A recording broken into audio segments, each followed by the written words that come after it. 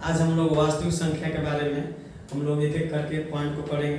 सबसे पहली बात है कि हम लोग एक संख्या रेखा से ही पूरे संख्याओं के बारे में हम लोग एक एक करके पॉइंट को देखेंगे कि संख्या में कौन सी संख्या होता है जो हम लोगों को मालूम नहीं है। आज आप लोगों को वास्तविक संख्याएं चैप्टर में पूरा क्लियर कर दूंगा कि कौन सी संख्या होता है, कौन सी संख्या नहीं होता है। सबसे पहले इस संख्या रेखा को ध्यान से आप लोग देखिए, यह एक संख्या रेखा है। संख्या रेखा में कोई भी संख्या जब हम लोग प्रारंभ करते हैं, जन्म से जब प्रारंभ करते हैं, गिनते हैं और आगे बढ़ते चले जाते हैं, उसे हम लोग प्राकृत संख्या कहते हैं। जैसे हम लोग काउंट करते हैं 1 से, तो 1 2 3 इसी तरह हम लोग आगे बढ़ते जाएंगे। इस संख्या को हम लोग प्राकृत संख्या कहते हैं। जैसे यहाँ से यहाँ प्राकृत संख्या होगा, इसी को हम लोग धनात्मक संख्या भी कहते हैं। क्या कहते हैं? धनात्मक संख्या। यानी धनात्मक संख्या के आगे हम लोग को प्लस लगा देंगे तो दिखाई देने लगता है कि धनात्मक संख्या, नहीं तो प्राकृत संख्या को हम लोग धनात्मक संख्या कहते हैं। अब देखना है कि धनात्मक संख्या में कौन कौन सी संख्या आता है, इसको हम लोग आगे देख रहे हैं कि ये जो इसमें जैसे सबसे पहले 1 के बाद से कौन सी संख्या आ गया?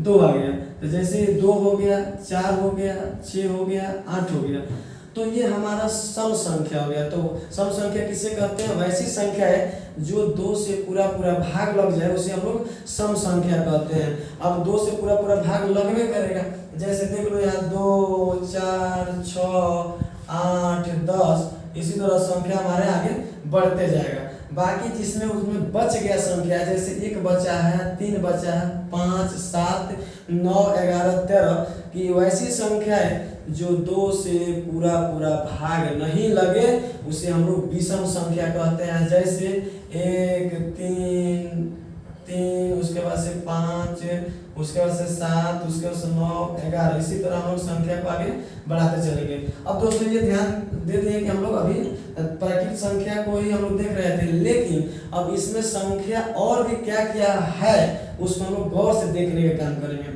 अभी ध्यान से देखिए, अभी तो मैंने बोला कि 2 4 6 8 सम संख्या है, उसके बाद से विषम संख्या हो गया।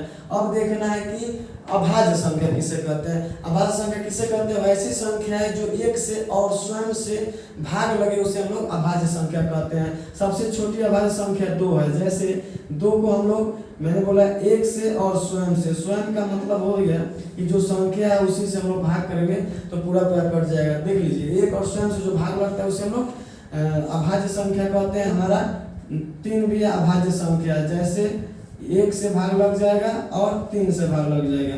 मतलब ऐसी संख्या है जो स्वयं से भाग लगे उसे हम लोग, 1 और स्वयं से भाग लगे उसे हम लोग अभाज्य संख्या कहते हैं। अब देखिए, एक करने के बाद से तो यहाँ लिख सकते हैं अभाज्य संख्या में क्या होगा कि 2 होगा, 3 होगा, 5 होगा, 7 होगा, 11 होगा, 13 होगा, इसी तरह हम लोग आगे बढ़ जाएंगे। और देखना है कि जो संख्या इसके बावजूद, अब देखिए अभाज्य संख्या में कौन कौन सी संख्या होता है, तो देखिए हमारा 2 जो है ना, इस सबसे पहला संख्या, सबसे छोटी अभाज्य संख्या क्या है? 2 है। लेकिन 2 हमारा सबसे छोटी सम अभाज्य संख्या भी है, इसे सबसे छोटी सम अभाज्य संख्या कहते हैं। अब बारी हो गया किसकी? तो आ जाओ भाज्य संख्या। भाज्य संख्या किसे कहते हैं? कि वैसी संख्या है जो 3 या 3 से अधिक संख्याओं से पूरा भाग लगे, उसे हम लोग भाज्य संख्या कहते हैं। जैसे अभी हमारे पास संख्या सबसे छोटी भाज्य संख्या हमारे पास 4 है। जैसे 4 को अगर हम लोग भाग करते हैं तो देखो कितना बार कट जाता है, 1 से तो कटवे करेगा, और यहाँ 2 से भी कट जाएगा और 4 से भी कट जाएगा। देखिए मैंने बोला था कि 3 या 3 से अधिक संख्याओं से भाग लगे उसे हम लोग भाज्य संख्या कहते हैं। जैसे 4 हो गया, और देख लो 6 भी हो जाएगा। जैसे 6 को भी अगर काटना चाहेंगे तो देख लो 1 से कट जाएगा, 1 के बाद से 2 से भी कट जाएगा, और 3 से भी कट जाएगा, और 6 से कट जाएगा। लेकिन 3 से अधिक हुआ कि नहीं, इसी को हम लोग भाज्य संख्या कहते हैं। लिखेंगे यहाँ, जैसे 4 हो जाएगा, 6 हो जाएगा, और 8 हो जाएगा, 10 हो जाएगा, इसी तरह हम लोग संख्या आगे तक बढ़ती जाएगी। अब ध्यान देना है कि मैंने बताया था कि प्राकृतिक संख्या को ही धनात्मक संख्या कहा जाता है, लेकिन धनात्मक का चिन्ह होता है प्लस। देखो यहाँ +1 +2 +3 +4, ये सभी हमारा क्या है, धनात्मक संख्या हो गया। अब उसी संख्या रेखा पर हम लोग को ऋणात्मक संख्या देखना है, लेकिन ऋणात्मक संख्या से पहले मैं आप लोगों को दिखाना चाहता हूँ कि जो प्राकृत संख्या दिखाई दे रहा है, अगर प्राकृत संख्या में अगर 0 को शामिल कर लेते हैं तो उसी को हम लोग कहते हैं पूर्ण संख्या। अब यहाँ से लेकर यहाँ तक यानी आगे बढ़ते जाएंगे, इसको हम लोग कहते हैं पूर्ण संख्या। क्या कहते हैं जी, पूर्ण संख्या कहते हैं। यानी प्राकृत संख्या में 0 को शामिल करते हैं तो उसे हम लोग क्या कहते हैं, पूर्ण संख्या कहते हैं। जैसे हमारा 0 से प्रारंभ होता है, जैसे 1 2 3 4 5 6, इसी तरह हमारा आगे बढ़ते जाएगा। ठीक है, अब देखिए, अब हमारा ऋणात्मक संख्या हो गया, तो जब हमारा ये प्राकृतिक संख्या में 0 को शामिल कर लिया तो पूर्ण संख्या हो गया। लेकिन ये 0 के बाद से जितने भी दिखाई दे रहा है संख्या, जिसके आगे माइनस लगा हुआ है, जिसके आगे माइनस लगा हुआ है, उसी को हम लोग ऋणात्मक संख्या कहते हैं। जैसे -1 -2 -3 -4 -5 -6, इसी तरह हम लोग आगे बढ़ते जाएंगे। इसी संख्या को हम लोग ऋणात्मक संख्या कहते हैं, जो इसके आगे माइनस का चिन्ह लगा होता है। जैसे तो -1 -2 -3 -4 -5, इसी तरह हम लोग आगे बढ़ते जाएंगे। अब ध्यान देना है कि अब हम लोग पूर्ण संख्या और इधर हम लोग का ऋणात्मक संख्या, यानी प्राकृत संख्या यहाँ से यहाँ तक प्राकृत संख्या 0 को शामिल कर लेते हैं, पूर्ण संख्या। अब पूर्ण संख्या में अब ऋणात्मक संख्या को शामिल कर लेते हैं तो उसी को हम लोग पूर्णांक संख्या कहते हैं। जैसे यहाँ लिखे हैं, दिखाई देता होगा आप लोग को, बोर्ड पर ध्यान से देखिए, ये पूर्णांक संख्या हो गया। तो पूर्णांक संख्या में हम लोग स्टार्ट करते हैं किससे, जैसे मान लो जैसे 2 है -1 है, उसके बाद से 0 आ जाएगा, उसके बाद से 1 आ जाएगा, 2 आ जाएगा, 3 आ जाएगा, इसी तरह इधर भी बढ़ जाएंगे, तो इस संख्या को हम लोग पूर्णांक संख्या कहते हैं। अब दोस्तों यहाँ तो संख्या रेखा से लगभग में संख्या क्लियर हो गया, लेकिन आगे संख्या दिखाने वाले हैं कि कौन संख्या परमेय है और कौन संख्या अपरमेय है। कि जैसे अभी यहाँ आप लोगों को दिखाई देता होगा कि ये संख्या जो 0 है और 1 है 2 है, चाहे इधर माइनस वाली संख्या है, तो सबसे पहले हम लोग 0 से स्टार्ट करते हैं। कोई पूछेगा कि 0 कैसी संख्या है, तो 0 हमारा परमेय संख्या है। परमेय संख्या किसे कहते हैं, तो जिसे P/Q के रूप में, जैसे जिसे P/Q के रूप में लिखा जा सके उसे हम लोग परमेय संख्या कहते हैं। जैसे Q ≠ 0 होना चाहिए, मतलब बाटा में जो होता है उसको 0 कभी नहीं करना है। 0 करेंगे तो हमारा परमेय संख्या नहीं होगा।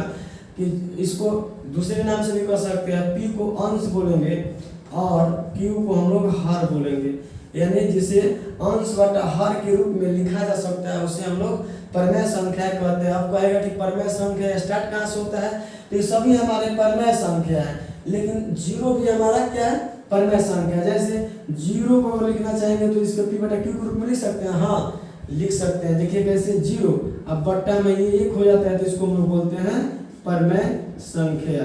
और यहाँ 1 भी हमारा परमेय संख्या है, 2 भी है, 3 है, ये सभी हमारे परमेय संख्या है। इधर भी माइनस वाला भी जितने भी संख्या है सभी हमारे परमेय संख्या है। तो परमेय संख्या दोस्तों समझ में आ गया।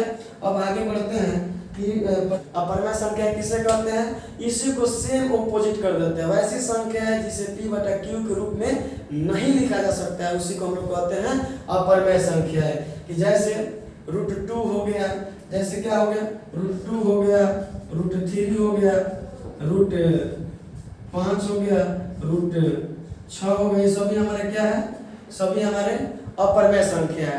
जब भी इसको अगर हम किसी संख्या से भाग देते हैं तो क्या होगा, कभी कट नहीं सकता है, यानी कुछ ना कुछ रिपीट करेगा या संख्या उसी तरह दशमलव में बढ़ते जाएगा और कभी वो कटेगा नहीं, उसी को हम लोग परमेय संख्या कहते हैं। अब दोस्तों आप लोगों को इतना तो समझ में आ गया होगा, लेकिन अभी हमारा चैप्टर का नाम है वास्तविक संख्या है। तो वास्तविक संख्या किसे कहते हैं अब हम आपको बताने जा रहे हैं। इतना अगर संख्या समझ में आ गया होगा तो वास्तविक संख्या भी समझ में आ जाएगा। देखिए कहते हैं वास्तविक संख्या किसे कहते हैं, तो परमेय संख्या तथा अपरमेय संख्या, यानी परमेय संख्या और अपरमेय संख्या के फलस्वरूप बने संख्या को ही हम लोग वास्तविक संख्या कहते हैं। यानी परमेय संख्या भी ले लेंगे और अपरमेय संख्या संख्या।